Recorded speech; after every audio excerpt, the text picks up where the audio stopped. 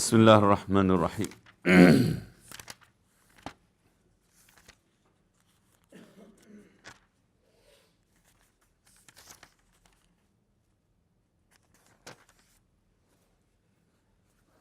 نو number باب میں پہنچے تھے ہم لوگ نا، پڑھیے، کون پڑھتے؟ بسم اللہ الرحمن الرحیم، الحمد للہ رب العالمین، والصلاة والسلام علی اشرف الانبیاء والمرسلین، نبینا محمد وعلی آلہ واصحابہ اجمعین، اما بعد۔ باب تكون فتنة القاعد فيها خير من القائم۔ حدثنا محمد بن عبيد الله حدثنا إبراهيم بن سعد عن أبيه عن أبي سلمة بن عبد الرحمن عن أبي هريرة قال إبراهيم وحدثني صالح بن كيسان عن ابن شهاب عن سعيد بن مسيب عن أبي هريرة قال قال رسول الله صلى الله عليه وسلم ستكون فتن القاعد فيها خير من القائم، والقائم فيها خير من الماشي، والماشي فيها خير من الساعي، من تشرف لها تستشرفه، فمن وجد فيها ملجأ منها فمن وجد فيها منها فيها عندكم ہو سکتا ہے، پڑھو۔ فمن وجد فيها ملجأ أو معادا فليعد به۔ حدثنا أبو اليماني أخبرنا شعيب عن الزهري أخبرني أبو سلمة بن عبد الرحمن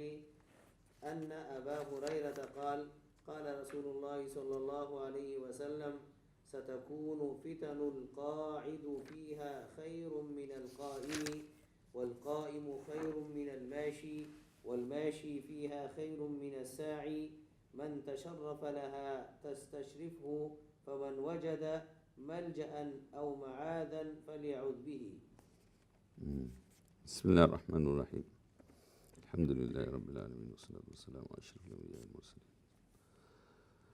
یہ جو عنوان قائم کیا امام بخاری رحمۃ اللہ علیہ نے، یعنی امت کے اندر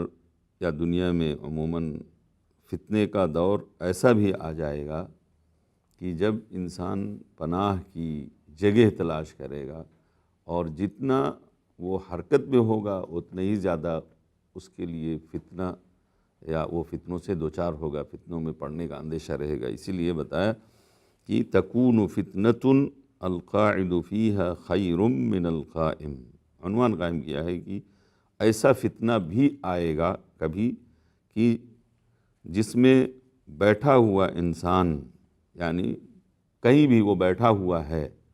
تو ان فتنوں کے ایام میں ضمیر لوٹ کے جاتی فتنے کی طرف، لیکن یہاں مقصد ہے القاعد فی بیتہ، یعنی اپنے گھر میں بیٹھا ہے، فیہا اے فی احوال الفتنتی، یعنی فتنے کے ان دنوں میں، خیر من القائم، جو کھڑا ہے اس سے بیٹھا رہنا، وہ بیٹھا رہنے والا وہ بہتر ہوگا۔ وہ بھی حدیث کے الفاظ ہیں۔ آئیے حدیث کی طرف۔ حدیث امام بخاری رحمۃ اللہ علیہ نے اس کو دو طریق سے ذکر کیا ہے۔ ابراہیم ابن سعد جو راوی ہیں حدیث میں، انہوں نے جو ہے اس کو ابو سلمہ سے بھی روایت کیا اور صالح ابن کیسان سے بھی، بہرحال تو، اور راوی یعنی صحابی کے طور پر ابو ہریرہ رضی اللہ تعالیٰ عنہ ہیں۔ وہ کہتے ہیں کہ اللہ کے رسول صلی اللہ علیہ وسلم نے ارشاد فرمایا ستکون فتن، ان قریب ہوگا فتنہ، یعنی سین آپ جانتے ہو کہ جو ہے وہ مستقبل قریب کے لیے آتا ہے، اور سوف مستقبل بعید کے لیے، لیکن کبھی دونوں ایک دوسرے کی جگہ پہ استعمال ہوتا ہے، اور چونکہ ہر آنے والی چیز قریب ہی مانی جاتی ہے، کل ما هو آت آت، یعنی جو آنے والی ہے وہ آ کے رہے گی۔ خاص طور سے جو قرآن اور حدیث کی پیشین گوئیاں ہیں، تو ان میں سے ہر پیشین گوئی چاہے وہ 1000 سال کے بعد آئے لیکن وہ قریب ہی مانی جاتی ہے۔ اقتربت الساعہ، اللہ تعالیٰ نے قیامت کو کہا اقتربت الساعہ، تو کہا فتنہ ان قریب، ایسے فتنے ان قریب ہوں گے، ستکون فتن، ان قریب ایسے فتنے ہوں گے۔ یہ کانا تامہ ہے، یعنی ستوجد، وجود کے معنی میں۔ القاعد فیہا خیر من القائم، کہ جن فتنوں میں بیٹھا ہوا انسان اس سے بہتر ہوگا جو کھڑا ہے۔ والقائم فیہا خیر من الماشی، اور جو کھڑا ہے وہ اس سے بہتر ہوگا جو چل رہا ہے، اور والماشی فیہا خیر من الساعی، اور جو اس میں چل رہا ہے یعنی نارمل چال چل رہا ہے وہ اس سے بہتر ہوگا جو دوڑ رہا ہے۔ من تشرف لہا، جو ان فتنوں کی طرف جو ہے اٹھے گا یا ان کی طرف توجہ کرے گا، تستشرفہ، تو فتنہ اس کو اپنی لپیٹ میں لے لے گا۔ تستشرفہ یعنی وہ بھی اس کو کھینچ لے گا اپنی طرف، وہ بھی اس کی طرف متوجہ ہو جائے گا، یعنی مقصود ہے۔ فمن وجد منہا ملجأ، اب بتا رہے ہیں کہ ایسی صورت حال ہو تو پھر کرنا کیا ہے، جب کہ انسان یعنی ایسا فتنہ ہے کہ اس میں چلنا بھی فتنہ ہے، دوڑنا بھی فتنہ ہے، کھڑا ہو جانا بھی فتنہ ہے۔ تو ایسی صورت حال اگر ہے تو کہا فمن وجد منہا ملجأ، جو شخص ان فتنوں سے یا ان فتنوں میں کوئی پناہ کی جگہ، لجوء یعنی ملجأ یعنی پناہ کی جگہ پائے، او معاذن یا پناہ کی، دونوں معاذ اور ملجا دونوں ایک ہی معنی میں ہے، کہا تو فلیعوذ بہ، تو اسے اس پناہ کو اختیار کر لینا چاہیے، تو اس پناہ میں چلا جانا چاہیے۔ گویا یعنی فتنوں سے پناہ کی کوئی بھی انسان کو جگہ ملتی ہے تو اس کو اختیار کر لینا چاہیے، ورنہ وہ فتنے میں پڑ جائے گا، یعنی یہ صورتحال۔ بعض روایتوں میں ہے کہ النائم خیر من الیقظان، جو سویا ہے وہ بیدار رہنے والے انسان سے بہتر ہوگا، یہاں تک صورتحال پیدا ہو جائے گی۔ اب ظاہر ہے دیکھو، ابھی ایک آدمی سو رہا ہے، ایک آدمی جاگا ہوا ہے، وہ ٹی وی دیکھ رہا ہے، تو اس وقت تو واقعی یہ صورتحال یہی ہے کہ جو الحادی اور بے حیائی کے مناظر اور اباحی فلمیں جو آج کل آتی ہیں ٹی وی پر، نیٹ پر، تو جو آدمی سو گیا وہ تو اپنے دین ایمان کی سلامتی کے ساتھ سو رہا ہے، اور جو جاگ رہا ہے اور اس سے یعنی لطف اندوز ہو رہا ہے یا اسے اپنے دین اور ایمان کو خراب کر رہا ہے، تو وہ جو ہے اس سے برا تو ہو ہی گیا جو سو رہا ہے۔ تو ایسے بھی یعنی ایسی بھی صورتحال ہے۔ اب جو چلنے والا ہے، جو گھر میں بیٹھا ہے، تو بہت سارے معاشرے کے فتنوں سے محفوظ ہے۔ جو نکل کر گھر سے چلا گیا اور بازار میں گھوم رہا ہے یا سنیما ہال چلا گیا، یا اور جو یعنی ایسے مراکز ہیں جہاں پر انسان کے دین اور ایمان کو خطرے لگے رہتے ہیں، تو اس سے وہ بہتر ہے جو گھر میں بیٹھا ہے۔ تو یہ سب صورتحال ہے۔ اور کبھی یعنی اس سے بھی برے صورتحال ہو سکتے ہیں کہ یعنی ایک انسان جو گھر سے نکلا تو باہر گیا تو ہو سکتا ہے کسی لڑائی جھگڑے، قتل غارت گری کے ماحول میں پڑ کے وہ اپنی جان بھی کھو بیٹھے، اپنی عزت آبرو کھو بیٹھے، یا مال دولت لے کے گیا تو چوری ہو جائے، ڈکیتی ہو گئے، زیادتی ہو جائے اس کے ساتھ۔ یہ سب کچھ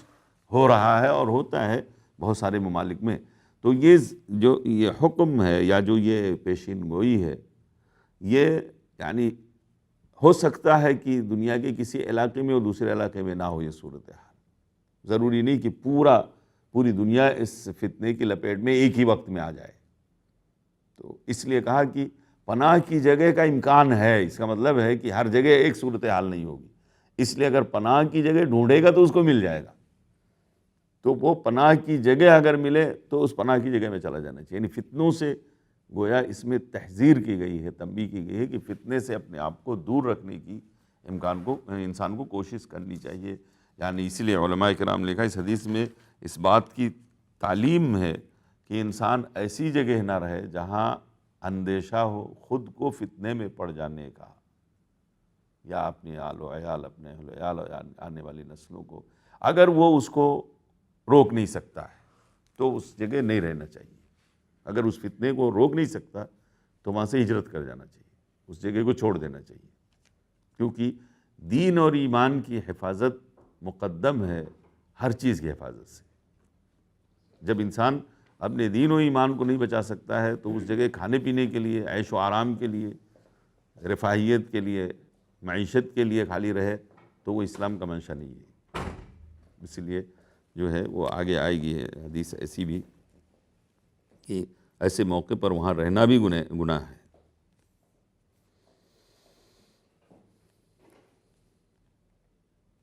اس میں علامہ ابن حجر نے لکھا ہے کہ اس حدیث میں اس بات کی ترغیب ہے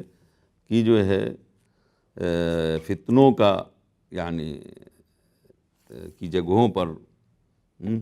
وہاں سے انسان کو نکلنے کی کوشش کرنی چاہیے، وہاں پر راضی ہو کر کے ایسے مقام پر اقامت اختیار نہیں کرنی چاہیے۔ اور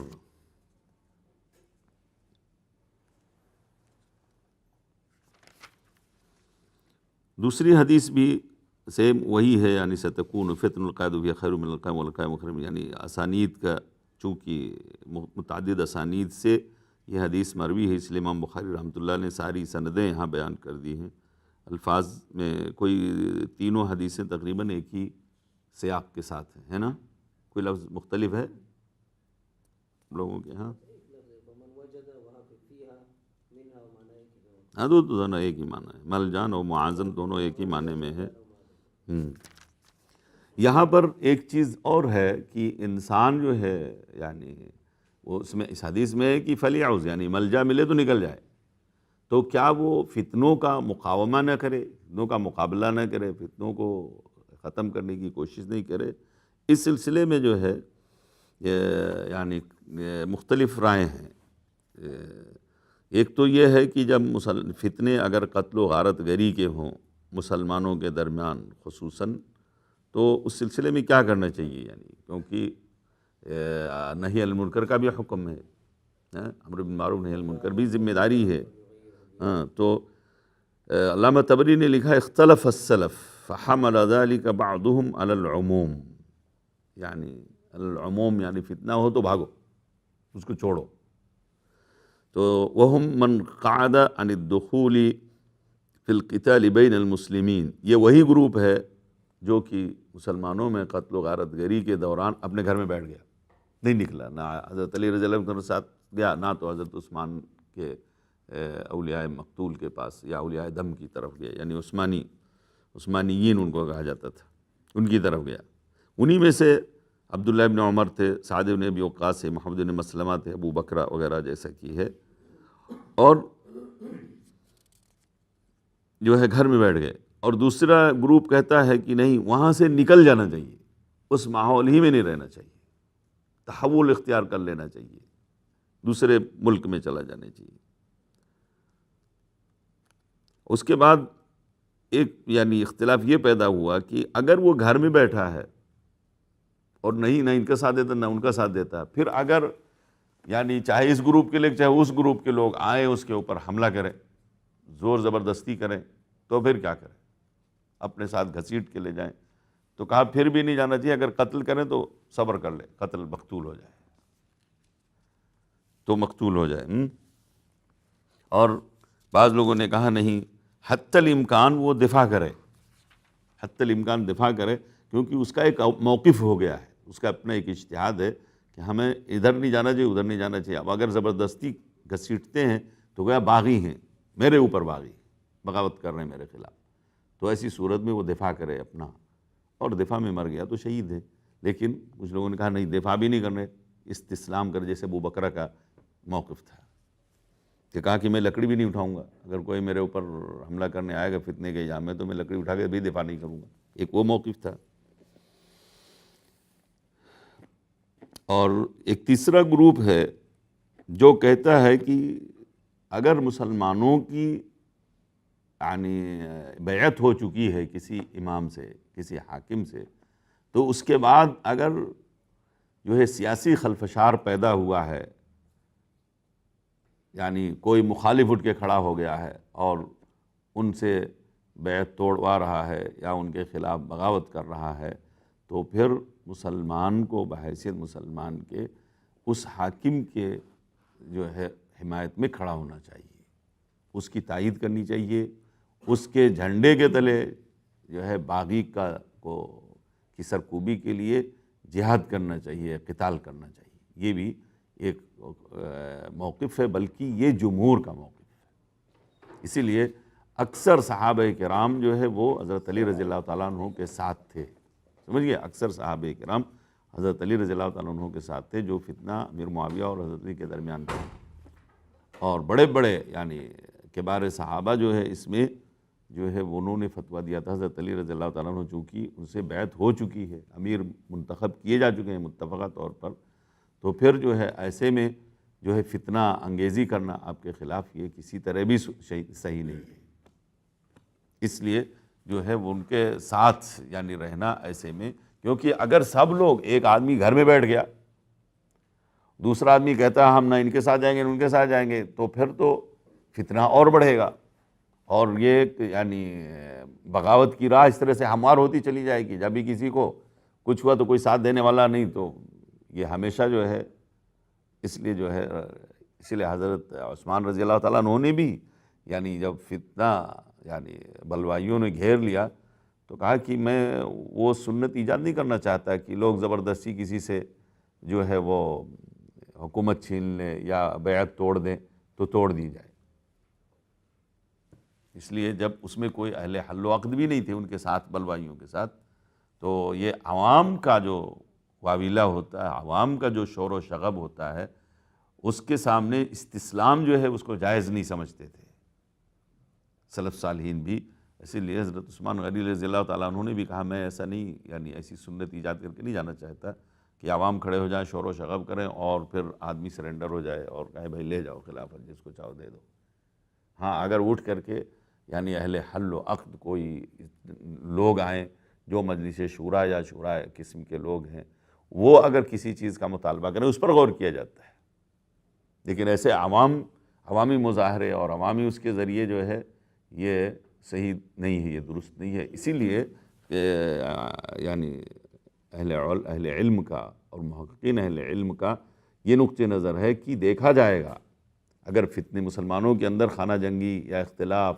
یا سیاسی فتنہ کھڑا ہوا ہے تو پھر اس میں یہ دیکھا جائے گا کہ حق پر کون ہے، مصیب کون ہے، مختی کون ہے۔ تو جو مصیب ہے اس کے ساتھ کھڑا ہوا جائے گا، اس کی مدد کی جائے گی، اس کے خلاف جو ہے جو ہوا جو فضا اٹھائی جا رہی ہے اس کو جو ہے دبانے کے لیے اگر وہ طاقت کا استعمال کرتا ہے تو اس کے ساتھ طاقت کا استعمال کریں گے۔ یہ موقف ہے سیاسی موقف سلف صالحین کا۔ اس لیے علامہ طبری نے لکھا ہے کہ والصواب، دیکھو، والصواب ان یقال ان الفتنة اصلها ابتلاء وانکار المنکر واجب على كل من قدر علیہ، فمن اعان المحق اصاب ومن اعان المخطئ اخطأ وان اشکل الامر فهي الحالة التي ورد النهي عن القتال۔ اگر کسی کو سمجھ میں نہیں آتا ہے تو اس کو تو یہی کرنا پڑے گا کہ، لیکن جو سمجھ گیا کہ یہ حق پر ہے یہ باطل پہ ہے تو حق کا ساتھ دینا چاہیے۔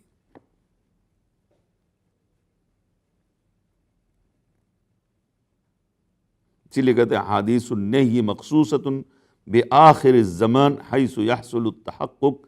ان المقاتلۃ انما ہی فی طلب الملک، یعنی سلطنت کی یعنی آپس میں یعنی رسہ کشی ہے اور اس میں کوئی حق پر کوئی باطل پہ ہے، کون ہے اس کا پتہ نہیں چل رہا ہے، اور نہ ہی یعنی کسی کے پاس دلیل ہے، بس ہر آدمی ملک پر یا سلطنت پہ قابض ہونا چاہتا ہے، اور ایسے بھی حالات آئے ہیں امت کے ساتھ مختلف۔ آگے پڑھیں۔ باب اذا التقى المسلمان بسيفيهما،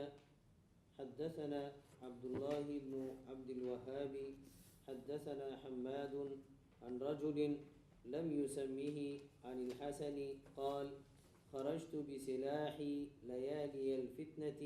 فاستقبلني أبو بكرة فقال أين تريد؟ قلت أريد نصرة ابن عم رسول الله صلى الله عليه وسلم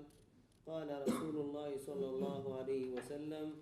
إذا تواجه المسلمان بسيفيهما فكلاهما من أهل النار. قيل فهذا القاتل فما بال المقتول؟ قال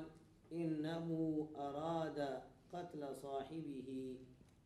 پڑھیے جلدی آگے پڑھ لیجیے۔ قال حماد بن زيد فذكرت هذا الحديث لأيوب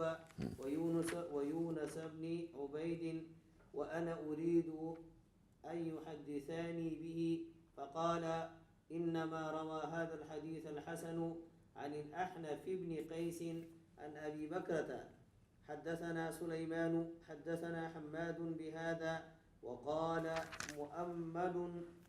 حدثنا حماد بن زيد حدثنا أيوب ويونس وهشام ومعل بن زياد عن الحسن عن الأحنف عن أبي بكرة عن النبي صلى الله عليه وسلم ورواه معمر عن أيوب ورواه بكار بن عبد العزيز عن أبيه عن أبي بكرة وقال غندر حدثنا شعبة عن منصور عن ربعي بن حراش عن أبي بكرة عن النبي صلى الله عليه وسلم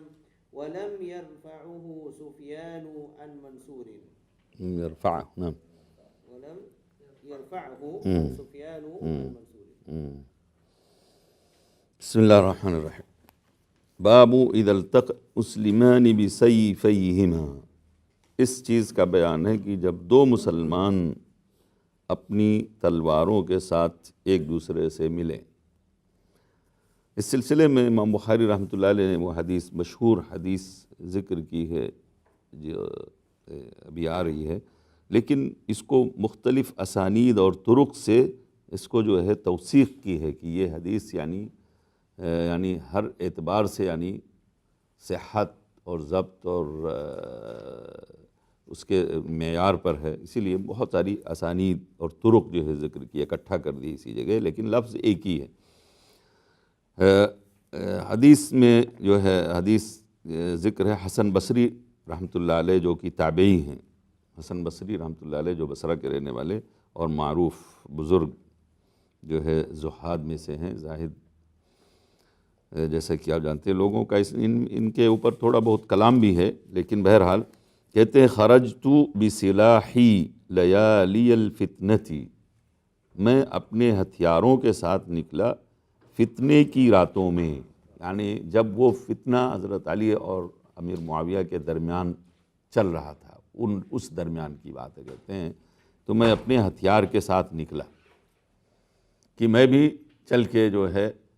ساتھ دوں حضرت علی رضی اللہ تعالیٰ عنہ. کہتے ہیں فاستقبلنی ابو بکرۃ، ابو بکرہ نے میرا استقبال کیا، یعنی راستے میں مل گئے ابو بکرہ رضی اللہ تعالیٰ عنہ. فقال این ترید، کہاں جا رہے ہو، کیا ارادہ ہے؟ قلت ارید نصرت ابن عم رسول اللہ صلی اللہ علیہ وسلم، کہا میں مدد کے لیے جا رہا ہوں اللہ کے رسول صلی اللہ علیہ وسلم کے چچا زاد بھائی کی، یعنی حضرت علی رضی اللہ تعالیٰ. قال، تو جو ہے ابو بکرہ نے ان سے حدیث بیان کر دی، کہا کہ سنو. قال رسول اللہ صلی اللہ علیہ وسلم، اللہ کے رسول صلی اللہ علیہ وسلم نے ارشاد فرمایا ہے اذا تواجہ المسلمان بسیفیہما، جب دو مسلمان ایک دوسرے کے خلاف جو ہے تلوار اٹھا کے کھڑے ہو جائیں تو کلاہما من اہل النار فکلاہما من، تو دونوں ہی جہنم والوں میں سے ہیں. قیل، یعنی اللہ کے رسول صلی اللہ علیہ وسلم سے کہا گیا. قیل فہذا القاتل، یہ جو قاتل ہے اس کی بات تو سمجھ میں آتی ہے کہ وہ قتل کرے گا مسلمان کا تو جہنم کا مستحق. فما بال المقتول، تو یہ مقتول کا معاملہ کیا ہے، یعنی وہ مقتول انسان وہ کیوں جہنم میں جائے گا؟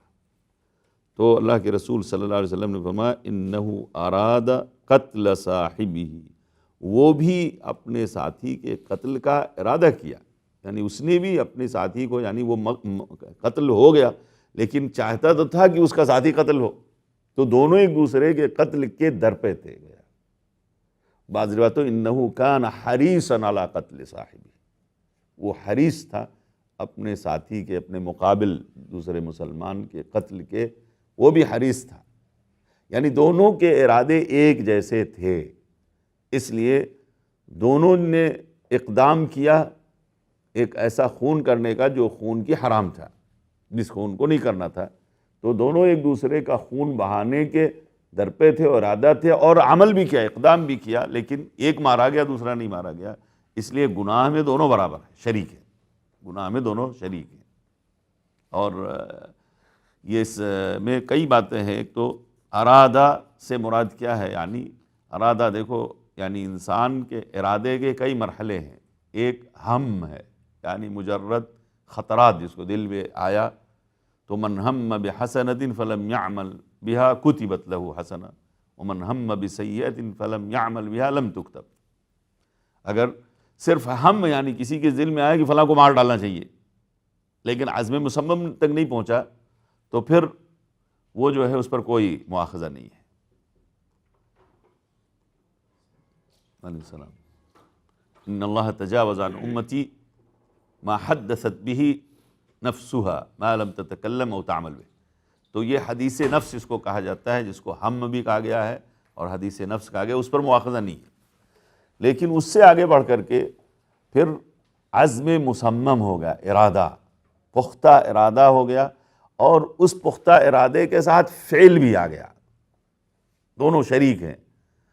تو وہ جو ہے اس کا مواخذہ ہوتا ہے. اور تیسرا مرحلہ ہے کہ عزم مصمم ہے لیکن فعل نہیں ہے. فعل نہیں ہے عاجزی کی وجہ سے یا اس کے لیے اسباب اور وسائل اس کو نہیں ملے, لیکن عزم مصمم موجود ہے کہ اگر اس کے پاس یعنی قوت ہوتی, طاقت ہوتی, امکانات ہوتے تو وہ کر گزرتا. تو یہ تیسری صورتحال جو ہے دوسری صورتحال کے مساوی ہے جس میں ارادہ اور عمل دونوں ہے, اور ایک میں ارادہ ہے پختہ اور عمل نہیں ہے تو دونوں فہما فی الاثم سوا فہما فی الوزر سوا. وہ حدیث ابو کبشہ انماری والی روایت میں کہ دونوں گناہ میں برابر ہیں. تو یہاں پر بھی ایک کا جو ہے عمل ہے فعل ہے یعنی قتل صادر ہو گیا, اور دوسرا کا جو ہے ارادہ پختہ ہے, اسی لیے کہا ارادہ قتل صاحبہ, ارادہ کیا ہے لیکن قتل اس سے صادر نہیں ہوا, لیکن دونوں وزر میں سوا ہے. فہما فی الوزر سوا, دونوں گناہ میں برابر ہیں. یہ پہلا مسئلہ ہے جو کہ ارادہ سے تعلق ہے. دوسرا یہ ہے کہ یہاں پر کہا کہ یعنی دخل النار او یہ ہے کلاہما من اہل النار. اس سے مراد کیا ہے کہ یعنی قطعی طور پر وہ جہنمی ہیں. صرف ایک مسلمان کا قتل یعنی عمدن کیا وہ یعنی جہنمی ہے یعنی کافر ہو گیا. اس سلسلے میں اہل سنت والجماعت کا جو موقف ہے وہ کہا کہ اس میں یہ ہے, اس سے پہلے بھی کتاب الایمان میں یہ حدیث گزر چکی ہے, تو علامہ ابن حجر نے لکھا ہے کہ جمہور یعنی اس علماء محققین نے کہا معنی کونہما من اہل النار انہما یستحقان ذلک, یعنی دونوں مستحق ہو چکے ہیں جہنم کے, کیونکہ قتل جو ہے وہ ارتداد نہیں ہے, کفر کا کام ہے, لیکن باب کفر دون کفر, امام بخاری رحمۃ اللہ نے کتاب الایمان میں باب باندھا ہے کفر دون کفر. تو اس میں جو ہے کبار معصیت کو یعنی جس کو گناہ کبیرہ کہا جاتا ہے, الکبائر, یہ سب کفر ہیں لیکن دون کفر ہے. ایک کفر ہے جو ارتداد کے معنی میں کہ دین سے نکال دینے والا کفر ہے, اور ایک کفر ہے جو ہے یعنی کبائر کا ارتکاب, وہ بھی کفر ہے. تو کہا کہ یستحق یعنی انہما من اہل النار یعنی یستحقان, لیکن امرہما الی اللہ سبحانہ وتعالی ان شاء عاقبہما ثم اخرجہما من النار کسائر الموحدین وان شاء عفا عنہما فلم یعاقبہما اصلا. سمجھ گئے؟ ایک اس کی یہ تعویل کی گئی ہے کلاہما من اہل النار. دوسری تعویل یہ کی گئی ہے کہ اس میں یعنی اذا استحل دم المسلم فہو من اہل النار یعنی کفر و صار من اہل النار, کافر ہو گیا اگر استحلال کے ساتھ.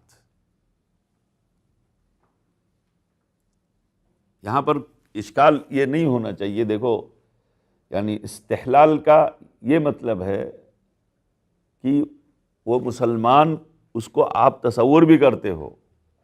اور اس کے بعد بھی اس کو قتل کرنا جو ہے اس کا خون یعنی جو ہے جائز سمجھتے ہو بہانہ, بلا کسی عذر شرعی کے, بلا کسی مبررات شرعیہ کے. لیکن اگر کسی کے پاس تعویل ہے کہ اس کا خون مباح ہے اس لیے نہیں کہ مسلمان ہے, اس لیے کہ یہ باغی ہے, اس لیے کہ یہ یعنی شادی شدہ زانی ہے یا یہ سائل ہے یعنی حملہ آور ہے, تو جو یہ اعذار شرعیہ ہیں، اگر عذر شرعی ہے اس کی بنیاد پر کسی کو قتل کیا، عمدن بھی قتل کیا، تو بھی وہ جو ہے اس معنی میں نہیں آتا ہے، استحلال میں نہیں آتا ہے، استحلال کے مفہوم میں نہیں آتا ہے. سمجھ گئے آپ؟ اس لیے جو ہے بعض لوگ کہتے ہیں استحلال کا مطلب ہے کہ عمدن قتل کیا، عمدن ہی قتل کرتا ہے. اب جو بغاوتیں ہوتی ہیں اس میں عمدن ہی قتل کیا جاتا ہے. صحابہ کرام نے ایک دوسرے کو عمدن ہی قتل کیا جو جنگیں ہوئی ہیں حضرت علی اور حضرت ان کے درمیان. لیکن ہر ایک کے پاس تأویل تھی، یہ سمجھ کے نہیں قتل کیا کہ مسلمان کو قتل کر رہے ہیں، بلکہ اس تأویل کے ساتھ قتل کیا کہ یہ باغی ہے. بغاوت کو فروغ کرنے کے لیے ہمارے پاس قرآن اور حدیث سے دلیل ہے کہ باغی کو یعنی بغاوت سے دبانے کے لیے وہ انطافظہ من اقتتلوا فاصلحوا بینہما، اس طرح سے جو روایت ہے یا آیت ہے، اور اس سلسلے میں حدیثیں بھی ہیں. تو بہرحال یعنی تعویل جس کو کہتے ہیں اعذار شرعیہ، اس کے بعد مبررات ہیں، جواز ہے شرعی، اس کی بنیاد پر کسی کا قتل عمد بھی ہو تو وہ اس وعید میں نہیں آتا ہے.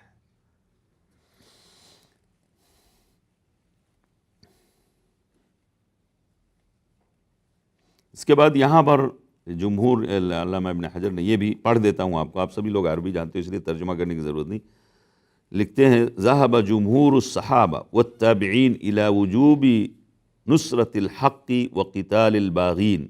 وحمل هؤلاء الاحاديث الواردة في ذلك على من ضعف عن القتال او قصر نظره عن معرفة صاحب الحق. واتفق اہل السنة على وجوب منع الطعن على احد من الصحابة بسبب ما وقع لهم من ذلك ولو عرف المحق منهم لأنهم لم يقاتلوا في تلك الحروب إلا عن اجتهاد وقد عفى الله تعالى عن المخطئ في الاجتهاد بل ثبت أنه يؤجر أجرا واحدا وأن المصيب يؤجر أجرين كما سيأتي بيانه في كتاب الأحكام.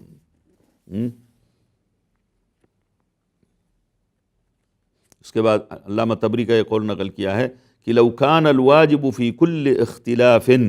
يقع بين المسلمين الحرب منه بلزوم المنازل وكسر السيوف لما أقيم حد ولا أبطل باطل ولا وجد أهل الفسوق سبيلا إلى ارتكاب المحرمات من أخذ الأموال وسفك الدماء وسبي الحريم بأن يحاربوهم ويكف المسلمون أيديهم عنهم بأن يقولوا هذه فتنة وقد نهينا عن القتال فيها وهذا مخالف للأمر بالأخذ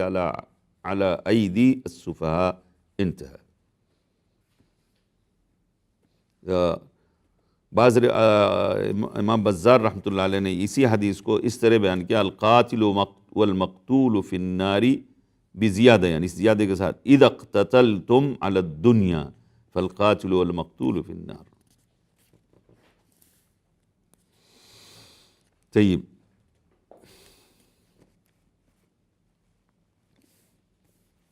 تو یہ حدیث جو ہے اس کے بعد یعنی جو اس میں آتا ہے کہ ابو بکرہ نے حسن بصری کو روک دیا اور جانے نہیں دیا وہاں پر قتال کرنے کے لیے. ایک اس سلسلے میں ایک دوسری روایت بھی یہاں پر ذکر کی ہے کہ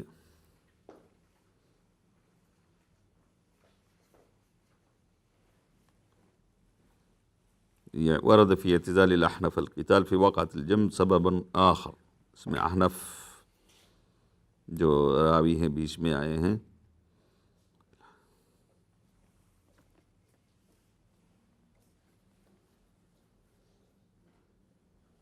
کہتے ہیں کہ لمبی روایت میں اس کا وہ صرف خلاصہ ذکر کرنا چاہتا ہوں.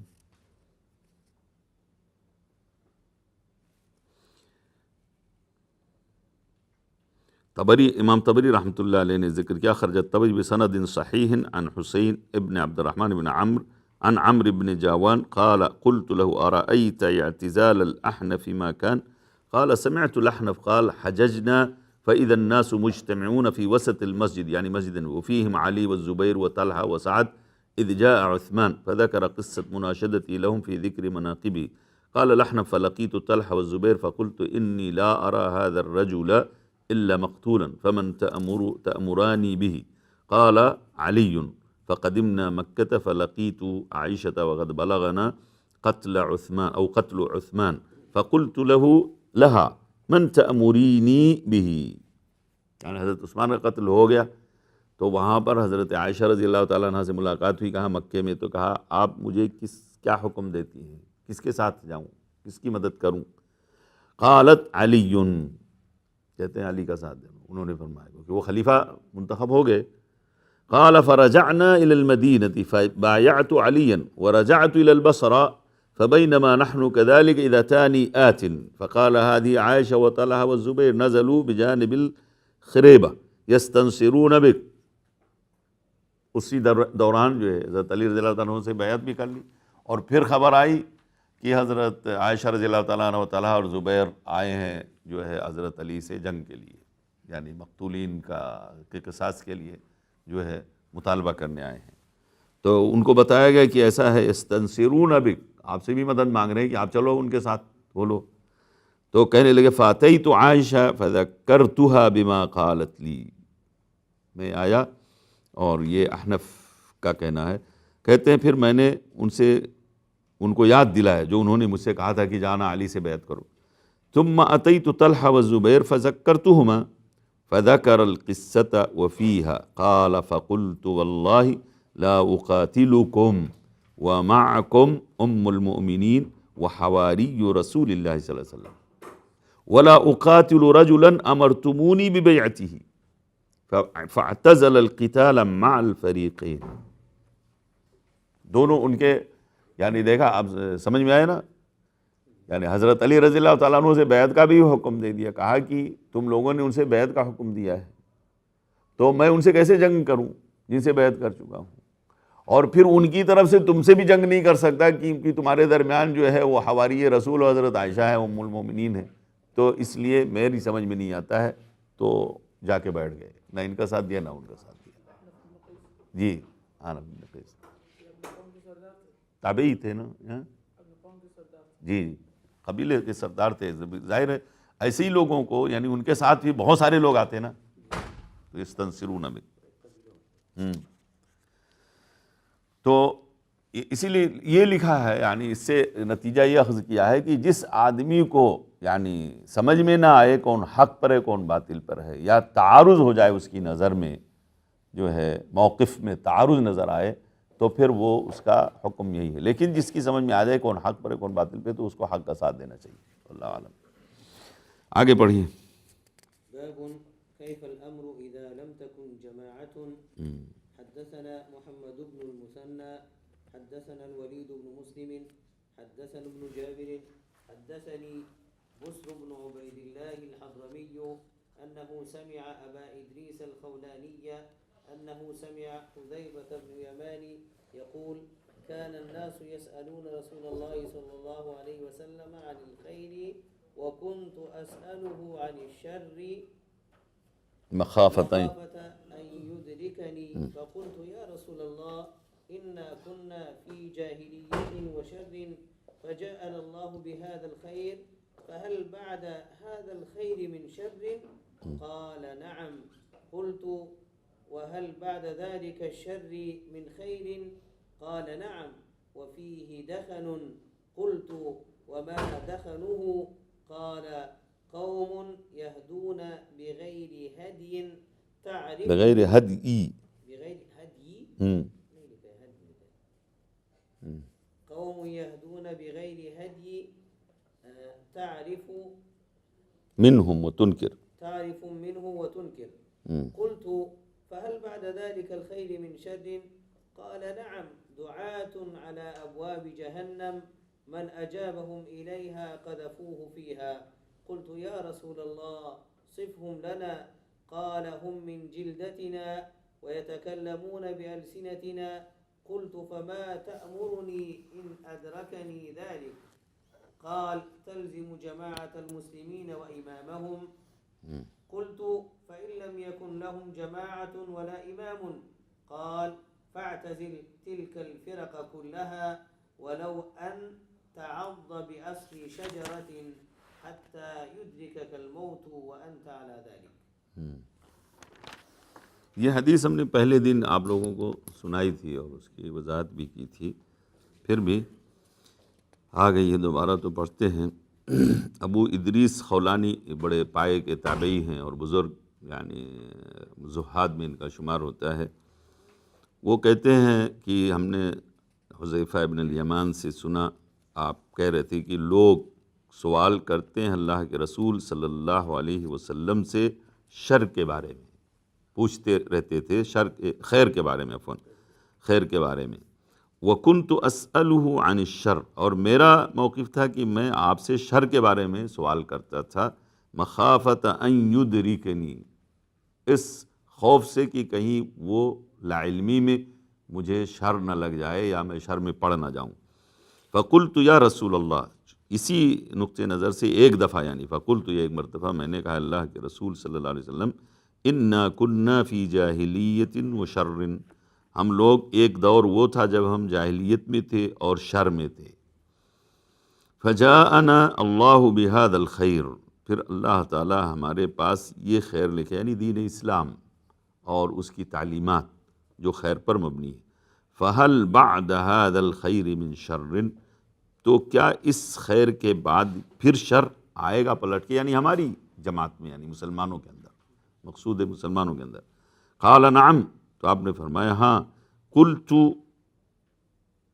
وهل بعد ذلك الشر من خیر، پھر کیا اس شر کے بعد جو ہے خیر، دوبارہ پھر خیر پلٹ کے آئے گا؟ تو آپ نے فرمایا ہاں. وفیہ دخن، ہاں آئے گا اور اس میں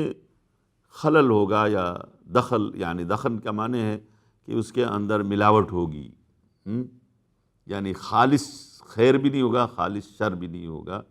اس کے اندر جو ہے وہ بعض لوگوں نے اس کو کہا کہ حقد ہوگا، بعض لوگوں نے کہا کہ اس کے اندر حسد ہوگا، بعض لوگوں نے کہا اس کے اندر باطل کی ملاوٹ ہوگی. اس کے بہت ساری تفسیر کی گئی ہے دخن کی، لیکن مقصود یہ ہے کہ خالص نہیں ہوگا، یعنی مقصود یہ کہ خالص نہیں ہوگا جیسے آج دیکھ رہے ہو ایسا نہیں ہوگا. تو پوچھا وما دخنہ، اس کا دخن کیا ہوگا؟ تو آپ نے فرمایا کہ قوم یہدون بغیر ہدی، ایسی قوم ہوگی جو ہدایت یعنی رہنمائی کرے گی میری رہنمائی سے ہٹ کر کے، لوگوں کی رہنمائی یعنی میرے طریقے سے ہٹ کر کے لوگوں کی رہنمائی کرے گی. تعرف منہم وتنکر، کچھ چیزیں ایسی ہوں گی جن کو تم جانو گے کہ یہ دین کی ہے، کچھ چیزیں ایسی ہوں گی ان کی طرف سے جن کا تم انکار کرو گے، یعنی جو چیزیں دین سے ہٹ کے ہوں گی. قلت فہل بعد ذلك الخیر من شر، پھر میں نے کہا کہ کیا اس خیر کے بعد پھر شر آئے گا؟ قال نعم، کہا ہاں آئے گا. دعات علی ابواب جہنم، دعات جمع داعی کی جمع ہے، کہا جہنم کے دروازے پر دعوت دینے والے ہوں گے، یعنی جہنم میں داخلے کی دعوت یعنی جہنم کی راہ پر بلانے والے داعی ہوں گے. من اجابہم الیہا، جو ان کی دعوت کو قبول کرے گا تو اس کو اس میں ڈال دیں گے. فقذفوہ او قذفوہ فیہا، تو جہنم میں اسے ڈال دیں گے، یعنی جہنم میں ڈالنے کا سبب ہو جائے گا، یعنی ان کی دعوت سبب بن جائے گی جہنم میں جانے کا. قلت یا رسول اللہ صفہم لنا، تو میں نے کہا اللہ کے رسول ان کا وصف بیان کو، وصفہ یہ صفوں سے صف فعل امر ہے. قال ہم من جلدتنا، وہ لوگ ہمارے ہی قبیلے اور خاندان اور نسل سے ہوں گے. یتکلمون بألسنتنا، ہماری ہی زبان بولتے ہوں گے. قلت فما تأمرنی ان ادرکنی ذلک، تو آپ مجھے کیا حکم دیتے ہیں اگر یہ صورتحال مجھے مل جائے یا میں اس صورتحال سے دوچار ہوں؟ قال تلزم جماعت المسلمین و امامہم، تم مسلمانوں کی جماعت کو لازم پکڑنا اور ان کے امام کو بھی، یعنی بیعت نہیں توڑنا اور مسلمانوں کا ساتھ نہیں چھوڑنا، عام مسلمانوں کا ساتھ بھی نہیں چھوڑنا اور اس کی بیعت نہیں چھوڑنا امام کی جو حاکم ہوگا. قلت فإن لم يكن لهم جماعة ولا امام، اگر ان کا کوئی امام بھی نہیں ہے اور نہ ان کی کوئی جماعت ہے. قال فاعتزل تلك الفرق كلها، پھر جتنے بھی فرقے ہوں گے ان سب سے علیحدگی اختیار کر لینا. یعنی جماعت المسلمین، اس وقت بتایا تھا ہم نے، جماعت المسلمین سے مراد جو دین کی صحیح نمائندہ جماعت ہوگی، اسی لیے اس کے مقابلے میں کہا فاعتزل تلك الفرق كلها، جو جماعت المسلمین یعنی مسلمانوں کی نمائندہ جماعت نہیں ہوگی وہ فرقہ ہوگی. تو کہا ان فرقوں میں سے کسی بھی فرقے کا ساتھ نہیں دینا. کیونکہ وہ سب گمراہی کی بنیاد پر قائم ہوئے فرقے ہوں گے، سب کے اندر گمراہیاں ہوں گی، اس لیے سب سے علیحدگی اختیار کرنا۔ وَلَوْ أَن تَعَضَّ بِأَصْلِ شَجَرَةٍ، اگرچہ تمہیں کسی درخت کی جڑ پکڑ کے تھام کے رہنا پڑے تو وہی تھام کے رہ جانا، یعنی مقصود ہے کسی درخت کے نیچے ہی زندگی گزار لینی پڑے تو پڑھ لینا، لیکن معاشرے سے الگ ہو جانا، جنگل میں جا کر کے۔ حَتَّى يُدْرِكَكَ الْمَوْتُ وَأَنْتَ عَلَى ذَلِكَ، یہاں تک کہ تمہیں موت تمہاری آ جائے اور تم اسی حال پر ہو، یعنی فتنے سے اس میں دور رہنے کا حکم دیا، جب کہ ایسا فتنہ آ جائے جہاں نہ کوئی مسلمانوں کی نمائندہ جماعت ہے، اسلام کی نمائندہ جماعت ہے، اور نہ ہی کوئی امیر اور حاکم ہے کہ جو فتنوں کو روکتا ہو یا فتنوں سے حفاظت فراہم کرتا ہو، تو ایسی صورت میں تم سب سے الگ ہو جانا اور علیحدگی اختیار کرنا۔ اور اس میں آگے بھی آئے گا، اور شاید یعنی صحیح مسلم میں ہے کہ سب سے بہترین مال ایک وقت ایسا ہوگا جب کہ مسلمان کا یہ کہ انسان کی بکریاں ہوں گی، اس کے مویشی ہوں گے، جن کو لے کر کے وہ پہاڑ کے جو ہے دامن میں جا کر چراتا ہوگا اور وہیں ان کا دودھ پیتا ہوگا، گوشت کھاتا ہوگا، اسی میں اپنی زندگی بسر کرتا ہوگا، یعنی معاشرے سے فرار اختیار کیا ہوگا۔ تو وہ ایک دور ایسا بھی آئے گا، سب یہ فتنے کے۔ بہرحال اس سلسلے میں جو ہے علماء کرام نے یا فقہا نے جو چیزیں یہاں ذکر کی ہیں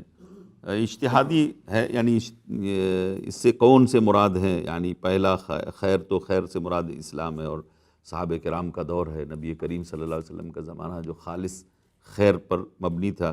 اور جس کو اللہ تعالیٰ نے کنتم خیر امۃ خطاب کر کے صحابہ کرام کو بھی کہا تھا، اور خیر الناس قرنی نبی کریم صلی اللہ علیہ وسلم نے بھی کہا تھا۔ تو بہرحال اس کے بعد جو ہے جو دور ہے جس میں کہا کہ اس خیر کے بعد شر آئے گا اور پھر شر کے بعد خیر آئے گا، تو اس میں دخن ہوگا، تو وہ شر اس سے مراد جو ہے کہ شر کون سا شر ہے، تو کہا اس کے بعد جو فتنہ پیدا ہوا، یعنی حضرت عثمان غنی رضی اللہ تعالیٰ عنہ کی شہادت کے بعد جو فتنہ پیدا ہوا وہ شر کا دور تھا، لیکن بہت مختصر تھا، جس میں مسلمان آپس میں کے درمیان تصادم ہوا، اور پھر یعنی سن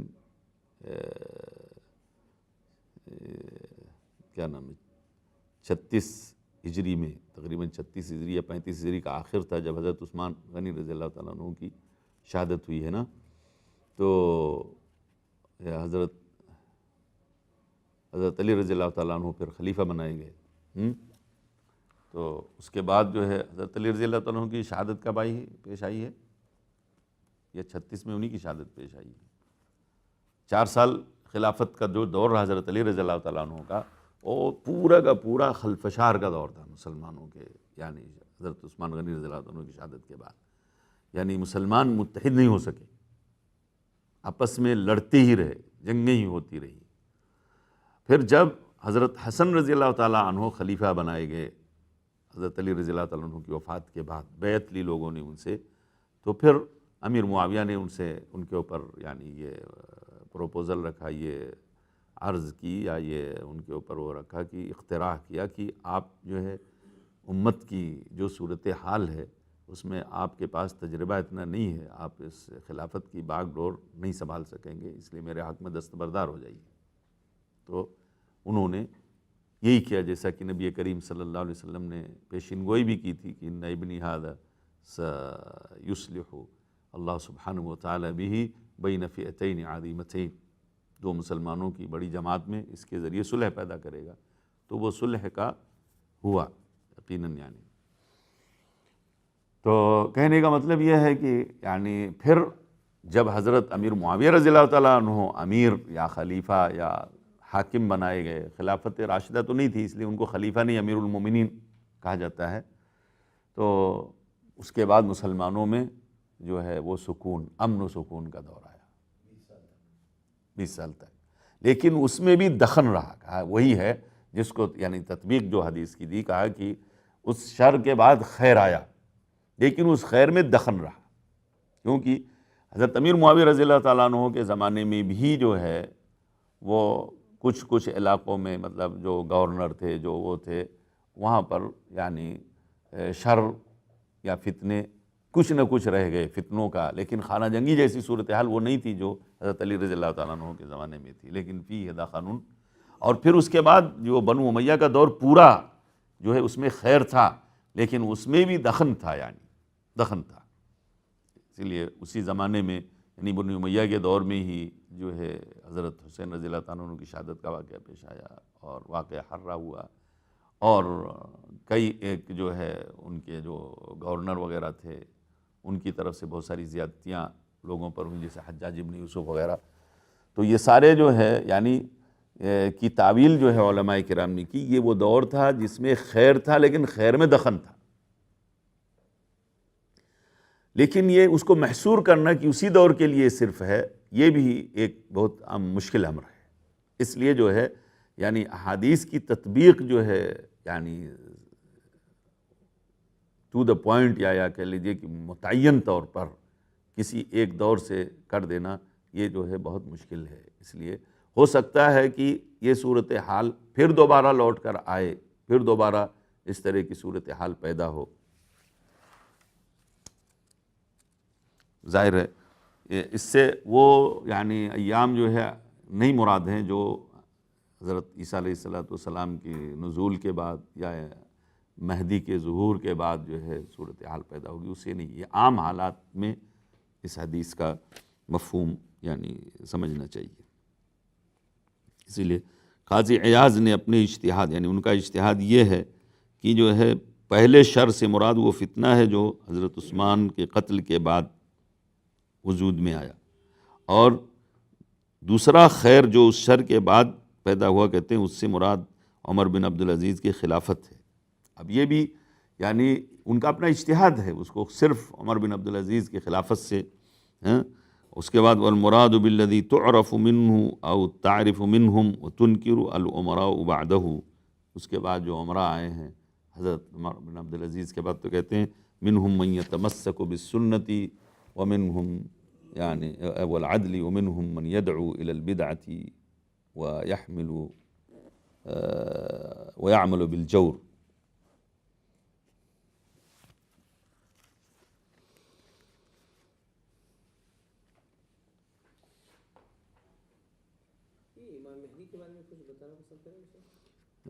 آئے گا انشاءاللہ، دیکھتے ہیں پھر۔ اور یہاں پر علامہ ابن حجر نے کہا وہ بالدعاۃ علی ابواب جہنم سے مراد جو ہے خوارج ہیں، جو کہ ملک کی یعنی سلطنت طلب کرنے میں انہوں نے جو ہے جو رول ادا کیا، اور جو انہوں نے ان کا جو موقف تھا وہ بہت ہی خطرناک قسم کا تھا، یعنی مسلمانوں کو قتل کرنا یہ اپنے لیے کار ثواب سمجھتے رہے ہیں۔ اسی لیے اللہ کے رسول صلی اللہ علیہ وسلم نے ان کے بارے میں فرمایا یمرقون من الدین کما یمرق السہم من الرمیۃ، تو اور ان کو سفہاء الاحلام کہا۔ تو یہ لوگ کہا کہ دعات علی ابواب جہنم، لیکن ان کی بھی تکفیر میں علماء کا اختلاف ہے، آگے جب یہ موضوع آئے گا تو وہاں پر پڑھیں گے۔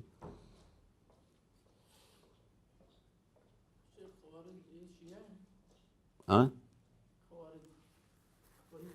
نہیں، خوارج جو ہے وہ فرقہ تھا جو حضرت علی اور حضرت امیر معاویہ دونوں کی تکفیر کرتا تھا، سمجھ گئے؟ لیکن جو نقطہ نظر یعنی خروج کا، یعنی حکام کے اوپر خروج کا جو فکرہ ہے، وہ اس کے اندر شیعوں کے اندر بھی پایا جاتا ہے اور خوارج کے اندر تو پایا جاتا ہے، اسی طرح معتزلہ اور بہت سے فرقوں کے اندر پایا جاتا ہے۔ لیکن اصل خوارج ہوتے ہیں جنہوں نے واقع صفین میں تحکیم کا جو واقعہ پیش آیا تھا اس سے خروج کیا تھا، اور عبد الرحمن بن ملجم جو خارجی تھا جس نے حضرت علی رضی اللہ تعالیٰ عنہ کو قتل کیا تھا، وہ خارجی تھا، اور وہی ایک خارجی حضرت امیر معاویہ کو قتل کرنے کے لیے نکلا تھا لیکن نہیں قتل کر سکا۔ ایک خارجی جو ہے وہ عمرو بن العاص کو قتل کرنے کے لیے مصر گیا تھا، وہ بھی نہیں قتل کر سکا تھا۔ روافض یعنی شیعہ، ہاں ایک ہی۔ شیعوں میں اصل شیعہ کا لفظ جو ہے وہ عام ہے، شیعہ مطلب ہے کہ من تشیع مع علی، یعنی جو حضرت علی رضی اللہ تعالیٰ عنہ کے ساتھ جو ہے ان کی گروپ میں، ان کی جماعت میں چلا گیا. تو تشیع جو ہے پہلے یعنی جب ظہور ہوا ہے تو تشیع ایک سیاسی منہج تھا، صرف سیاسی منہج تھا کہ سیاسی اعتبار سے حضرت علی رضی اللہ تعالیٰ عنہ کو خلافت کا زیادہ حقدار سمجھنا، اسی کا نام تشیع تھا. پھر بعد میں یہ تشیع جو ہے اس میں فتنہ، ضلالت آئی، گمراہی آئی، تطور اختیار کر گیا. تو اس میں جو ہے جو خلفائے راشدین تھے، سارے خلفائے راشدین کی خلافت کا رفض کرنا، انکار کرنا، اس میں شامل کر لیا. حضرت ابوبکر، عمر، عثمان، تینوں کے جو ہے خلافت کا انکار کرنا، رفض معنی انکار کے ہوتے ہیں، تو اس کا انکار کرنا، پھر وہاں سے رافضیت شروع ہوئی، سمجھ گئے. پھر آگے بڑھ کر کے جو ان کی خلافت کا مانے اس کو بھی تکفیر کرنا، یعنی پھر ان کو، یعنی ان کی خلافت کا انکار کیا، پھر ان کو کافر قرار دیا، پھر اس کے بعد جو ان کی خلافت کو تسلیم کیا ان کو بھی کافر قرار دینا، پھر عموم صحابہ یعنی اس میں آگے. تو اس طرح سے رافضیت شروع ہو گئی. ورنہ شیعیت یعنی تشیع اور یا شیعیت جو ہے اصل ایک سیاسی منہج تھا، صرف دین اور ایمان سے اس کا کوئی تعلق نہیں تھا اتنا، اس لیے ان کے منہج نہیں تھے، یعنی نماز، روزے، عقیدے وغیرہ کے بارے میں کوئی اختلاف نہیں تھا. لیکن بعد میں تطور ہوا تو سب الگ ہو گیا، سب الگ ہو گیا، سب یعنی اب ان کی شریعت بھی الگ ہو گئی، ان کے اصول بھی الگ ہو گئے، ان کے ایمانیات بھی الگ ہو گئے، اہل سنت والجماعت سے الگ ہی ہو گیا، ایک الگ. لیکن سب سے اقرب ترین، یعنی شیعوں میں بھی بہت گروپ ہو گئے، تو اقرب ترین جو گروپ شیعہ کا ہے وہ زیدیہ کا ہے. ہاں، بہت سارے علماء نے کہا ہے، بہت سارے علماء نے کہا. خارجیت نہیں، اس میں بھی اختلاف ہے. خارجی، ہاں قادیانیوں کے بارے میں. تو قادیانیوں کے بارے میں چونکہ یعنی انہوں نے ختم رسالت کا انکار کر دیا، صراحتاً انکار کیا. ابھی جو ہے تشیع میں صراحتاً کوئی ایسی چیز کا انکار نہیں ہے. وہ کہتے ہیں یہ مثلاً قرآن کے بارے میں شک کرنا یا دوسری چیزوں کے بارے میں شک کرنا، اور صحابہ کرام کے بارے میں جو طعن و تشنیع یا جو چیزیں ہیں وہ تعویل کی بنیاد پہ کرتے ہیں یعنی. اور پھر اس میں عوام ہیں اور اہل علم ہیں، تو جو یعنی جو محققین و علماء ہیں وہ کہتے ہیں کہ بغیر حجت قائم کیے کسی کی تکفیر نہیں ہو سکتی، کیونکہ لا الہ الا اللہ محمد رسول اللہ یعنی عموماً جو ہے کلمے کا قائل ہے اور اللہ کے رسول صلی اللہ علیہ وسلم کی رسالت کا قائل ہے. اب تفصیل میں جائیں گے تو بہت سارے تو ایسے ہیں جو بہت ہی خطرناک قسم کے عقیدے ہیں جن کے مشرک ہونے میں، کافر ہونے میں کوئی شک نہیں ہے، تفصیل میں جب جائیں گے. اسی لیے تفصیلاً کہتے ہیں کہ جب ہم حکم لگائیں گے تو یہ کہیں گے جو اس عقیدے کا پابند ہے اس کا اسلام میں کوئی حصہ نہیں. لیکن بہت سے لوگ تشیع کے نام پر اس عقیدے کے قائل نہیں ہیں. بہت سے لوگ ہیں جو جیسے عوام میں ان کو پتہ ہی نہیں بہت ساری چیزوں کا، تو ایک عام حکم لگا دینے سے وہ صحیح نہیں ہوتا. اسی لیے متردد ہے یعنی یا توقف اختیار کیا ہے اہل علم. لیکن پھر بھی بہت سارے لوگوں نے کہا کوئی شک نہیں ان کے کفر میں، کوئی شک نہیں. ہاں وہ تو ہمیشہ ایسا رہا ہے اصل.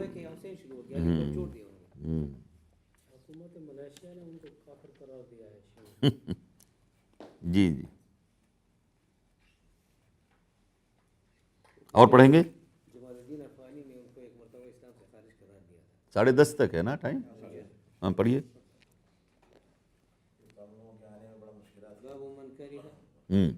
نہیں جتنا پڑھ لیں اتنا اچھا ہے نا، 2 ہی 3 دن اور ہیں. باب من كره أن يكثر سواد الفتن والظلم. حدثنا عبد الله بن يزيد حدثنا حيوة وغيره قال حدثنا أبو الأسود وقال الليث عن أبي الأسود قال قطع على أهل المدينة بعث فاكتتبت فيه فلقيت إكرمة فأخبرته فنهاني أشد النهي ثم قال أخبرني ابن عباس أن أناسا من المسلمين كانوا مع المشركين يكثرون سواد المشركين على رسول الله صلى الله عليه وسلم فيأتي السهم فيرمى فيأتي السهم فيرمى فيصيب أحدهم فيقتله أو يضربه فيقتله فأنزل الله تعالى إن الذين توفاهم الملائكة ظالمي أنفسهم باب من کرہ ان یکثر سواد الفتن والظلم، یعنی اس چیز کے بیان میں ہے کہ کسی نے اس چیز کو جائز نہیں سمجھا، یہاں کرہ سے مراد جائز نہیں سمجھا کہ فتنوں کے لوگوں میں یا فتنہ اہل فتنہ کی جو ہے جماعت کو سپورٹ کیا جائے، اس کی تعداد میں اضافہ کر کے، یا اہل فتن یا اہل ظلم، دونوں میں سے دونوں کو جو ہے تکثیر و سواد سے مراد یعنی یہاں عوام ناس ہیں، یعنی سپورٹر جس کو کہتے ہیں، یعنی تو کہا کہ اہل فتن اور اہل ظلم کی تعداد میں اضافہ کرنا جو ہے اس کو جائز نہیں سمجھا، یعنی آپ بھلے ہی نہ کسی کو قتل کرو لیکن اس کے سپورٹ میں اٹھ کے کھڑے ہو جاؤ تو یہ بھی جائز نہیں ہے۔ وہ بیان کرنا چاہتے ہیں کہ جو اہل ظلم ہیں، اہل فتن ہیں، تو ان کے ساتھ ہو لینا، ان کا ساتھ دینا، یہ چیز بھی جائز نہیں ہے۔ اس سلسلے میں ایک اثر ذکر کیا ہے، قصہ ذکر کیا ہے لیث ابن سعد ابی الاسود کے ذریعے، کہتے ہیں قطع علی اہل المدینہ بعث، اہل مدینہ کے پاس آ کر کے ایک جماعت، ایک ٹکڑی جو ہے وہ اس کی تشکیل دی جا رہی تھی، ایک فوجی ٹکڑی تشکیل دی جا رہی تھی، سمجھ گئے؟ یعنی فوجی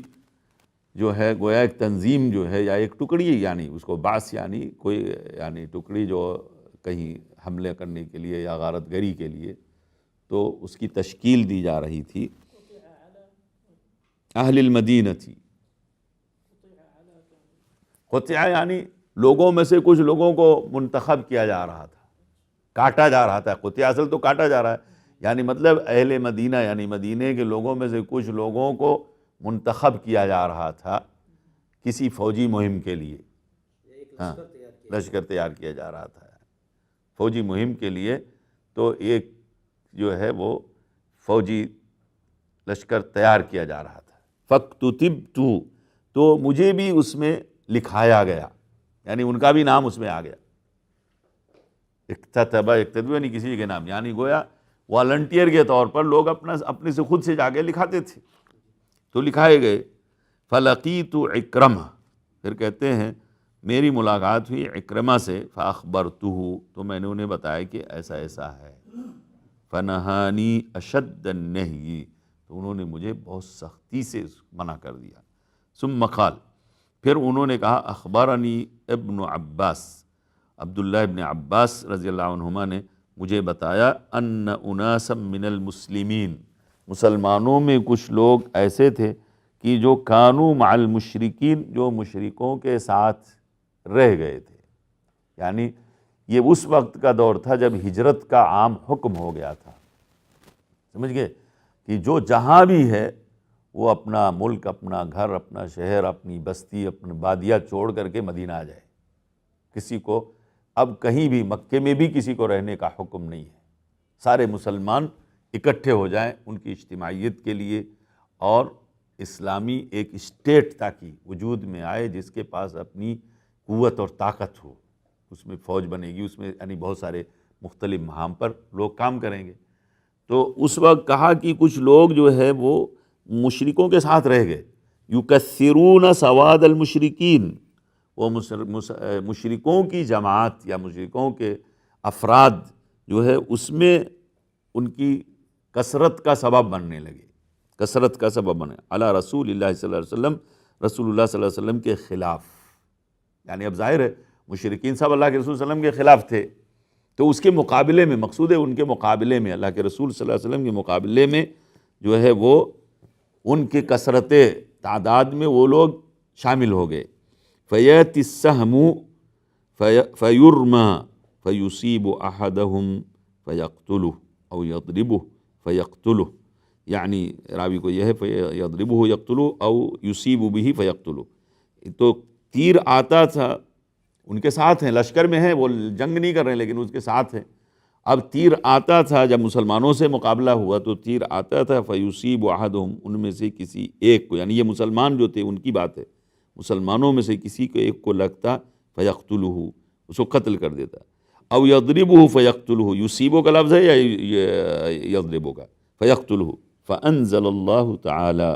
تو اللہ تعالیٰ نے یہ آیت یعنی نازل کی، ان الذین توفاہم الملائکۃ ظالمی انفسہم. پوری آیت پڑھو. قالوا فیما کنتم قالوا کنا مستضعفین فی الارض قالوا الم تکن ارض اللہ واسعۃ فتہاجروا. تو یہ جو ہے آیت انہی جیسے لوگوں کے لیے وعید کے طور پر نازل ہوئی تھی کہ جو مال و دولت کی لالچ میں، دنیا کے مفاد کی خاطر جو ہے اپنی ہی پراپرٹی میں، اپنے ہی ملک میں، اپنی ہی بستی میں رک گئے تھے اور اللہ کے رسول صلی اللہ علیہ وسلم کے پاس نہیں جاتے تھے، کیونکہ ہجرت ایک بہت بڑی آزمائش تھی. کیونکہ اب وہاں جانا، مدینے جانا کا مطلب ہے کہ وہاں دوسروں کے سہارے زندگی بسر کرنا، کیونکہ وہاں نہ گھر ہے، نہ وہاں کوئی معیشت کا کوئی سامان ہے، اور یہاں پر ہر چیز عیش و آرام کی موجود ہے، تو اس کو چھوڑ کے جانا صرف اللہ اور اللہ کے رسول کے حکم پر. اسی لیے فمن کانت ہجرتہ الی اللہ ورسولہ فہجرتہ الی اللہ ورسولہ، تو ہجرت تو اللہ اور اللہ کے رسول کی اطاعت میں ہوتی تھی، اور وہ چیز ایک آزمائش اور امتحان، بہت بڑا امتحان تھا. اس لیے بہت سارے لوگ جن کے اوپر دنیا کی محبت اور یہ وہ غالب تھی، انہیں جیسے کہ ایسے لوگوں کے لیے وعید یہ ہوئی. تو یہاں پر اس واقعے کو دلیل بنا کر کے جو ہے اکرمہ نے ان کو روکا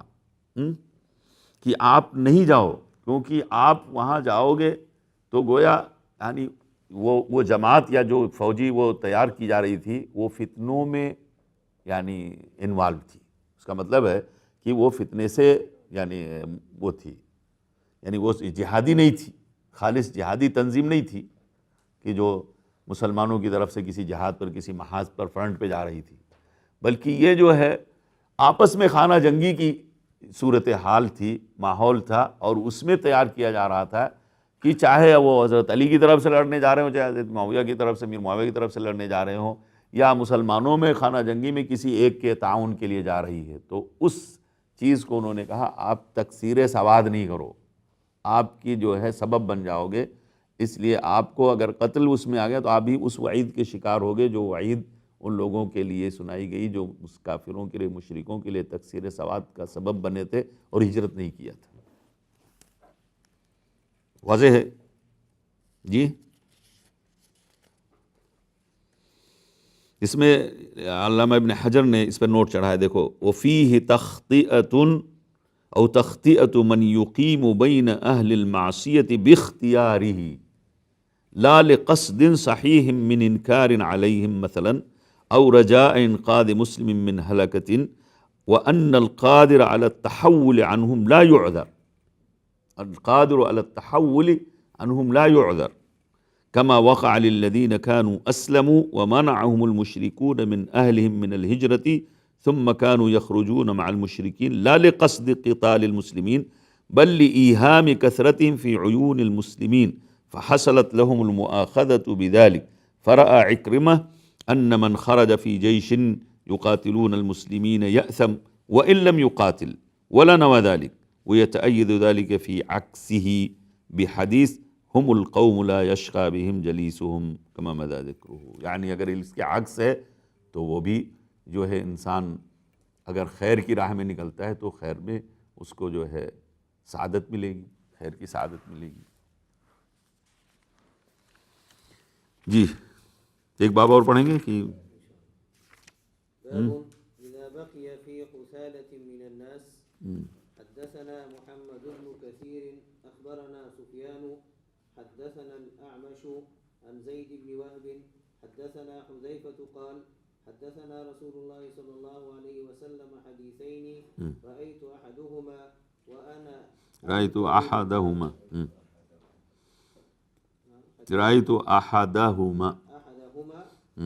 أنتظر الآخر.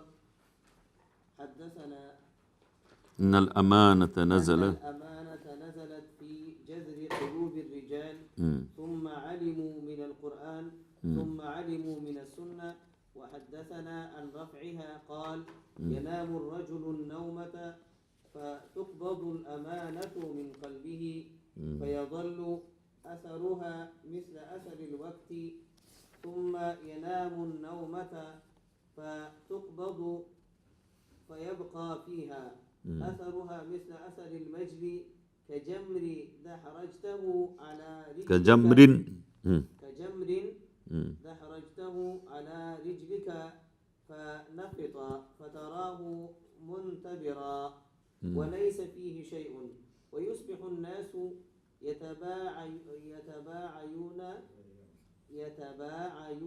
يتبايعون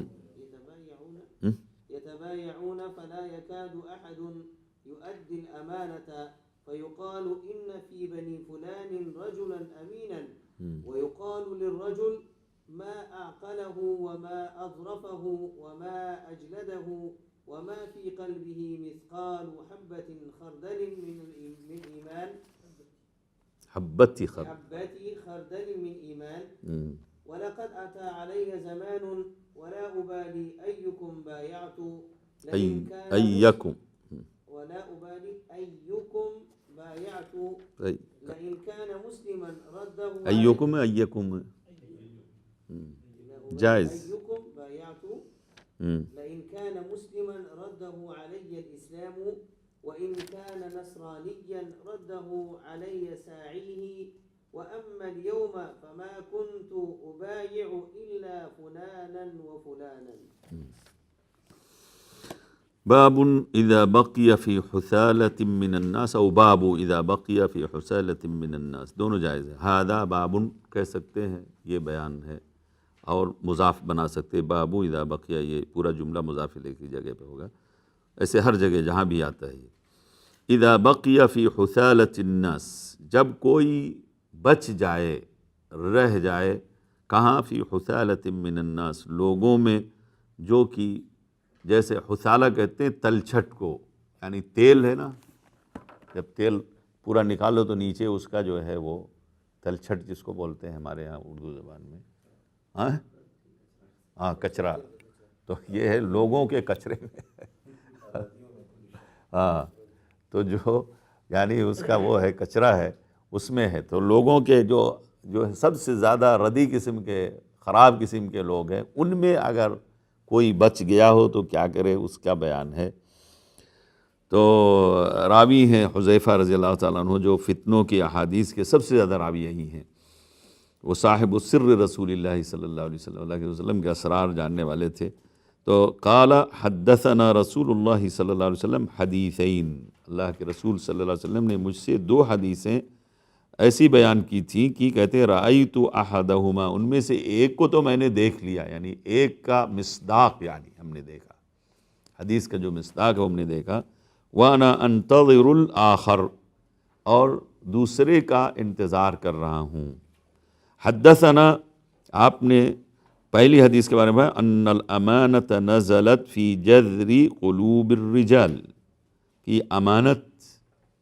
یہاں امانت سے یعنی عام امانت بھی مراد ہو سکتی ہے، جس کو تکالیف شرعیہ کہا جاتا ہے. ان عرضنا الامانۃ علی السماوات والارض، یعنی احکام شریعت.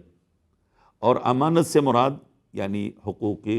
انسانی، جس کو امانت کہا جاتا ہے، وہ بھی ہے، جسے مالی امانت یا معنوی امانت، یہ ساری امانتیں جو ہیں وہ بھی مراد ہو سکتی. کہا فی جذر قلوب الرجال،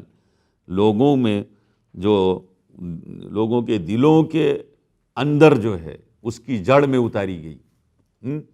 اور میں نے دیکھا، یعنی اس سے مراد ہے صحابہ کرام، مقصود ہے صحابہ کرام جو یعنی اوائل، یعنی سابقون الاولین جو صحابہ کرام تھے. کہا ثم علموا من القرآن ثم عملوا من السنہ، یہی وہ لوگ ہیں کہ جنہوں نے پھر جو ہے وہ قرآن پر عمل کیا اور پھر سنت پہ بھی عمل کیا. یعنی اس کا مطلب نہیں کہ جب قرآن پہ عمل کیا تو سنت پہ نہیں عمل کیا، کیونکہ اصل جو ہے یعنی وحی الہی شروع ہوئی قرآن سے، اسی لیے اس کا تذکرہ مقدم ہے کہ قرآن مخاطب ہوا ان سے تو اس پر عمل کیا. اور جب اللہ کے رسول صلی اللہ علیہ وسلم مخاطب ہوئے اپنی احادیث سے تو اس پر بھی عمل کیا۔ تو یہ وہ لوگ تھے کہ جن کے دلوں پر جو ہے امانت نازل ہوئی اللہ تعالیٰ کی طرف سے، اور اس کو سنبھالا، یعنی اس کو سنبھال کے رکھا۔ وحدثنا عن رفعها، اور پھر اللہ کے رسول صلی اللہ علیہ وسلم نے ہم سے بیان کیا اسی امانت کے اٹھائے جانے کا، عن رفعها قال، تو آپ نے فرمایا، یعنی اللہ کے رسول صلی اللہ علیہ وسلم، یہ حدیث مرفوع ہے، آگے جتنا بھی حدثنا یعنی حدثنا الرسول صلی اللہ علیہ وسلم عن رفعها قال، قال النبی صلی اللہ علیہ وسلم، ینام الرجل النومۃ، ایک آدمی سوئے گا، کوئی نیند سویا، فتقبض الامانۃ من قلبہ، پھر امانت اس کے دل سے اٹھا لی جائے گی، قبض کر لی جائے گی، فیظل اثرها، پھر اس کا صرف اثر رہ جائے گا، اس کے نشان رہ جائیں گے اس امانت کے، مثل اثر الوقت، وہ ایسے ہی جیسے کہ گھٹوں کے نشان ہوتے ہیں، یعنی آدمی وقت یعنی جس پر، یعنی آدمی کے جسم پہ بیٹھنے اٹھنے سجدے وغیرہ کے جو نشان ہو جاتے ہیں بہت زیادہ کام کرنے سے، تو اس کا اثر رہ جائے گا، مثل اثر الوقت، وقت کہا جاتا ہے، یعنی جو اثر ہوتے ہیں کام کی وجہ سے، گھٹا جس کو کہتے ہیں، ہمارے پتہ نہیں آپ کا کیا کہتے ہیں۔ ثم ینام النومۃ، پھر سوئے گا دوسری نیند، فتقبض، پھر امانت چھین لی جائے گی، فیبقى فیہا اثرها، پھر اس کے اندر اثر اس کا رہ جائے گا، مثل اثر المجل، جیسے کہ مجل کہتے ہیں وہ یعنی گھاس ووس کاٹنے کی جو وہ ہوتی ہے، ہسوا دراتی کیا کہتے ہیں اس کو، ہاں، تو اس سے اگر زخم لگ جاتا ہے نا کہیں، تو زخم مٹ جاتا ہے تو بھی اس کے اثر ایسے رہ جاتے ہیں، ہے نا، کہ یہاں کٹا تھا، کبھی زخم لگا تھا، تو کہا وہ یعنی زخم کے آثار کی طرح سے ایسے اثر رہ جائے گا، ہاں، لیکن جو ہے اصل امانت وہ اٹھ گئی ہے، ہاں، لیکن اس کا اثر ہے، تو جب اثر ہے تو کبھی نہ کبھی کچھ نہ کچھ امانتیں رہ جائیں گی، ہاں۔ مجل کجمرن، اس کے بعد اس کی تشبیہ دی، کہا کجمرن او کجمرن دحرجتہ علی رجلک فنفط، جیسے آگ کا کوئی انگارہ ہے، اس کو آپ نے جو ہے لڑکایا اپنے پاؤں کے اوپر، پاؤں پر لڑکایا، اس کو گرایا، تو لڑکتے ہوئے وہ گیا، فنفط، پھر آپ کا جو ہے جہاں پر آپ نے لڑکایا اس پر وہ جو ہے آبلہ پڑ گیا، آبلہ سمجھتے ہو نا وہ، یعنی ہاں، تو نفط، نفط اسی کو کہتے ہیں کہ وہ جلد جو ہے وہ پھول جائے، آگ کی تپش سے یا کسی چیز کی گرمی سے وہ پھول جائے، پھر اس کے اندر کچھ ہوتا نہیں ہے، صرف پانی کی طرح سے ایک بلبلہ بن جاتا ہے، تو کہا فنفط فتراہ منتبرا، تم اس کو دیکھو گے اٹھا ہوا، ابھرا ہوا دیکھو گے، منتبر نبر سے ہے، نبر کہتے ہیں ابھری ہوئی چیز کو، تو اس جگہ کو دیکھو گے منتبرا ولیس فیہ شیء، حالانکہ اس میں کچھ بھی نہیں ہے۔ تو ایسے ہی امانت جو ہے انسان کے، یعنی دیکھنے میں بہت امین نظر آئے گا، دیکھنے میں لگے گا بہت ہی یعنی زوردار ہے، لیکن اندر سے کچھ بھی نہیں ہے، اندر سے خالی ہے، سمجھ گئے آپ؟ فیقال، یہاں تک کہتے ہیں ایسی صورتحال پیدا ہو جائے گی، نہیں ولیس فیہ شیء، یصبح الناس یتبایعون، لوگ اٹھیں گے یعنی صبح کریں گے، یعنی ان کا صبح و شام ہوگی تو کیا کریں گے، یتبایعون، آپس میں ایک دو، ہاں کیف یعنی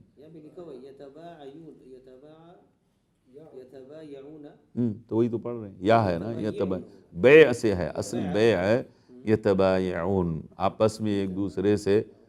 جو ہے وہ بیع و شراء یعنی معاملات کریں گے، یہاں مراد ہے معاملات، خرید و فروخت کے معاملات کریں گے، تو فلا یکاد احد یؤدی الامانہ، تو کہتے ہیں بہت مشکل سے کوئی ہوگا جو امانت ادا کرے گا، یعنی لوگ کھا کر کے دکان سے چلے جائیں گے، پھر لوگ ہاں خرید و فروخت یہاں مراد ہے، سمجھیے۔ تو کہتے ہیں کہ وہ بھی بیعت، دیکھو جو بیع ہے اور بیعت ہے دونوں میں عہد معاہدہ ہوتا ہے. تو ایک جو ہے بیعت، جو بیعت علی الحکم ہوتا ہے، یعنی آپ کی حکومت، آپ کی امارت کو تسلیم کرنا، اور ایک بیعت جو خرید و فروخت والی ہوتی وہ بھی معاہدہ ہوتا ہے، اس میں بھی تبادل کا معاہدہ ہوتا ہے، یعنی سامان اور پیسے کا تبادلہ ہوتا ہے، اس میں بھی معاہدہ ہوتا ہے. اگر آپ راضی نہیں تو زبردستی نہیں کوئی آپ کر سکتا ہے، اس لیے راضی ہونا پڑتا ہے دونوں بھی. مبادلۃ المال بالمال بالرضا، برضا الطرفین. اسی لیے لفظ جو ہے اس کے اندر معنویت جو ہے وہ دونوں میں مشترک ہے، لیکن یہاں مقصود ہے وہ یعنی بیع و شراء والی تبایع. تو کہیں گے کہ فلا یکاد احد یؤدی الامانۃ فیقال ان فی بنی فلان رجلا امینا، فلاں جگہ ایک آدمی بہت امانت دار ہے، یعنی مثال کے طور پر پیش کیا، یعنی اکثریت جو ہے وہ امانت سے عاری ہو جائے گی. تو کہیں کوئی آدمی ہوگا امین تو اس کو مثال کے طور پر لوگ بتائیں گے کہ فلاں جگہ ایک آدمی فلاں قبیلے میں بہت امانت دار ہے یا امانت دار ہے. وَيُقَالُ لِلرَّجُلِ مَا عَقَلَهُ مَا أَظْرَفَهُ مَا أَجْلَدَهُ وَمَا فِي قَلْبِهِ مِثْقَالُ حَبَّةِ خَرْدَلٍ مِّنْ ایمان. یعنی تعریف کرنے کے لیے لوگ جو ہے کسی آدمی کی تعریف کریں گے تو کہ کتنا عقل مند ہے، کتنا ظریف ہے، کتنا جو ہے وہ صبر کرنے والا ہے، بڑا ہی صابر ہے، بڑا ہی یعنی عقل مند ہے، بڑا ہی ہوشیار ہے. لیکن صورتحال یہ ہوگی کہ اس کے دل میں ایک ذرہ بھی ایمان نہیں ہوگا. تو گویا تملق غالب آئے گا. یعنی یہ تملق ہوگا نا کہ آدمی کے پاس کچھ نہیں پھر بھی لوگ اس کو کہہ رہے ہیں بہت عقل مند ہے، بہت بڑا عالم ہے، بہت بڑا وہ ہے، فاضل ہے، بہت ایسا ہے ویسا ہے. تو یعنی ایک دور آئے گا، اس کو نفاق کہتے ہیں. یعنی تملق بھی نفاق کا ایک مظہر ہوتا ہے. یعنی نفاق کہتے ہیں اظہار خلاف ما یبطن، اسی کا نام نفاق ہے. تو وہ ایمان کا نفاق ہوتا ہے اور اخلاق کا نفاق ہوتا ہے، کردار کا نفاق ہوتا ہے. تو یہ جو ہے اخلاقی نفاق ہے کہ انسان کسی کے سامنے اس کی خوب تعریف کرے جبکہ اس تعریف کا مستحق نہیں، وہ جانتا ہے نہیں مستحق ہے، لیکن تملق چاپلوسی میں کہتا ہے. تو یہی صورتحال ہوگی کہ لوگ کہیں گے کہ کتنا عقل مند ہے. یہ سب تعجب کا صیغہ ہے. ما عقلہ ما اظرفہ ما اجلدہ وما فی قلبہ مثقال حبۃ خردل من ایمان. اس کے بعد راوی کہتے ہیں وَلَقَدْ أَتَى عَلَيَّ زَمَانٌ، میرے اوپر ایسا زمانہ آ گیا ہے، لا ولا ابالی ایکم بایعت، اور میں اس بات کی پرواہ نہیں کرتا ہوں کہ تم میں سے کس کے ساتھ میں نے معاملہ کیا ہے، یعنی خرید و فروخت کا معاملہ کس کے ساتھ کیا ہے. لئن کان مسلمن ردہ علی الاسلام، اگر مسلمان ہے تو وہ میرا حق جو ہے واپس کروا دے گا، اس کا جو اسلام ہے وہ، اس نیت سے اس کے ساتھ معاملہ کرتا ہوں کہ اس کے پاس جو بھی اسلام ہے اسی اسلام کی سے امید ہے کہ یہ میرا حق مجھے واپس کر دے گا. وَإِن كَانَ نَصْرَانِيًا، اور اگر نصرانی ہے، رَدَّهُ عَلَيَّ سَاعِيهِ، تو میرا حق جو ہے مجھ کو واپس کر دے گا اس کا حاکم. سائی سے مراد یہاں حاکم ہے، یعنی اس کے اوپر جو حکومت ہے، جو حاکم ہے وہ اس کے، لیکن اس کا ایمان نہیں، اس کا اسلام نہیں، اس کا دین نہیں. اسی لیے اور واقعتاً دیکھو آج کل جو ہے یعنی مغربی دنیا میں قانون ان کی نظر میں اتنا مقدس ہے کہ وہی قانون ہے جو دوسروں کے حقوق کو واپس کر دیتا ہے. باقی ان کے اندر ایمان اور آخرت کی کا خوف اس داعیے سے آپ کے ساتھ معاملہ نہیں کرتے ہیں، اس داعیے سے کوئی معاملہ نہیں کرتا ہے. لیکن یہ حکومت، یا اب حکومت کس کو کہتے ہیں، یعنی حکومت یعنی قانون کی پاسداری جو ہے، حکومت کی وفاداری یعنی قانون کی پاسداری. تو ان کے یہاں قانون کی پاسداری جو اتنا مقدس ہے کہ اس کی خلاف ورزی جو ہے وہ سوچتے نہیں ہے. اس لیے آپ کسی کا بھی اس کے ساتھ حق ہے تو اس کو جو ہے دینا وہ اپنی ذمہ داری سمجھتے ہیں. اس لیے بہت سارے لوگ جو ہے جا کر کے متعصب کہتے ہیں یہ مسلمانوں سے اچھے ہیں. ہاں، اب اخلاقی اعتبار سے آدمی ظاہر ہے اپنے معاشرے میں جہاں رہتا ہے، کسی کو قرض دیا تو واپس نہیں کر رہا ہے مسلمان، کسی سے معاملہ کیا تو دھوکہ دے گیا، کسی کے ساتھ شراکت کی تو جو ہے تجارت میں تو بیٹھ گیا لے کر کے اور بھاگ گیا لے کر کے. یہ ساری چیزیں جو کمزوریاں ہیں مسلمانوں کی، اس کو دیکھ کر جب وہاں جا کے دیکھتا ہے کہ یہاں تو لوگ بڑے امانت دار ہیں، تو وہ اصل امانت داری جو ہے ان کی وہ قانون اور حکومت کی وفاداری ہے. صرف اس میں ایمان اور دین کا کوئی دخل نہیں ہے، اس میں ایمان اور دین کا دخل نہیں. اسی کی طرف اشارہ ہے کہ اگر نصرانی ہوگا تو میرا حق واپس کر دے گا، اس کا ساعی یعنی اس کا حاکم، یعنی حاکم کا خوف جو ہے وہ اس کو، عام آدمی ہے تو حکومت کا یا قانون کے خوف سے وہ کسی کا حق دبائے گا نہیں، کیونکہ وہ قانون آئے گا اس کو پکڑ کے لے کے چلا جائے گا. تو یہ صورتحال جو ہے کہتے ہیں ایک وقت ایسا آ گیا ہے میرے اوپر، تو آج تو اور بھی زیادہ یہ صورتحال ہے نا، اور بھی زیادہ ہی ہے. آج تو وہ صورتحال بھی کہ ان کان مسلما ردہ علی الاسلام، آج تو اسلام بھی نہیں وہ واپس کرتے. دوسری صورتحال تو صحیح ہے لیکن پہلی تو بالکل وہ بھی اٹھ گئی ہے.